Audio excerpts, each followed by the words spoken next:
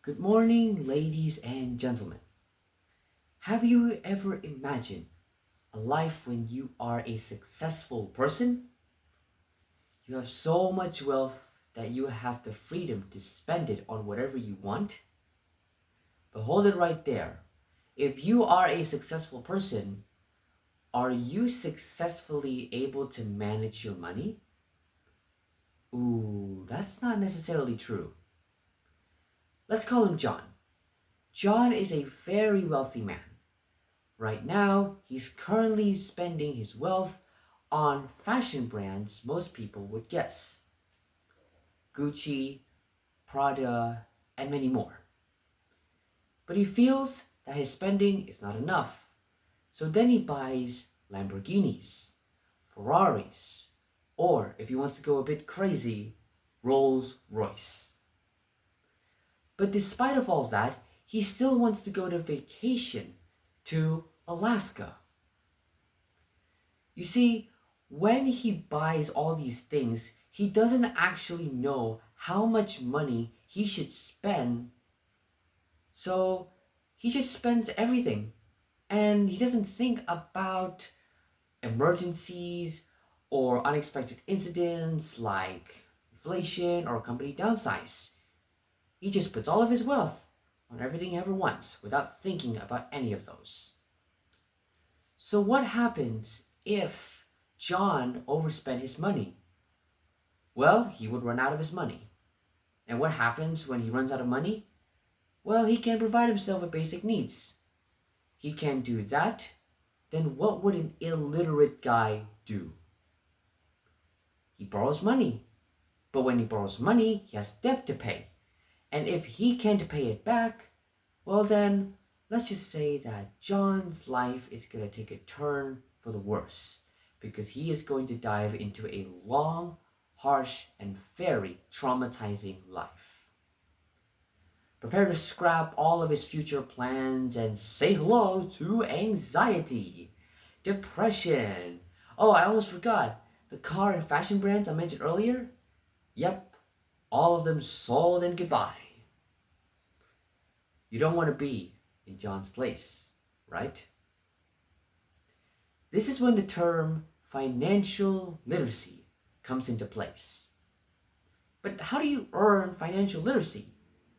Well, first of all, you gotta know how to make a budget. But why a budget?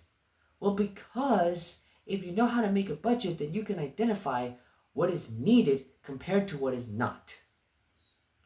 Okay, so the budget is set. Now, we shall understand the difference between needs and wants. So, need is something that we must have every single day, like breakfast. But want is something that you just want to have for yourself, like, for example, bubble tea. Okay, so now we've covered wants, needs, and budget.